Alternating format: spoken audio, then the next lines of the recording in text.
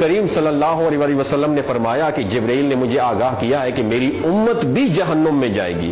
فاطمہ بیٹی، مجھے اپنی امت کے گناہگاروں کا غم کھائے جا رہا ہے، اور میں اپنے مالک سے دعائیں کر رہا ہوں کہ اللہ ان کو معاف کر دے اور جہنم سے بری کر دے۔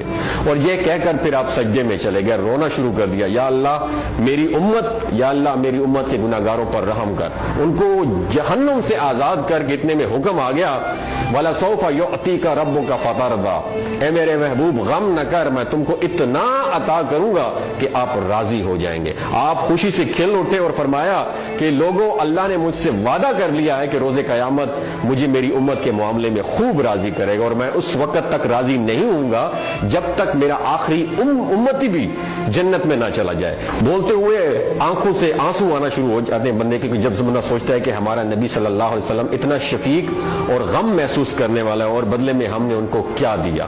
آپ کا ایک سیکنڈ اس ویڈیو کو دوسرے لوگوں تک پہنچانے کا سورس ہے۔ میری آپ سے عاجزانہ اپیل ہے کہ لا حاصل اور بے مقصد پوسٹیں ہم شیئر کرتے رہتے ہیں، لیکن آج اپنے نبی کی رحمت کا یہ پہلو کہیں ہم سے مس نہ ہو جائے۔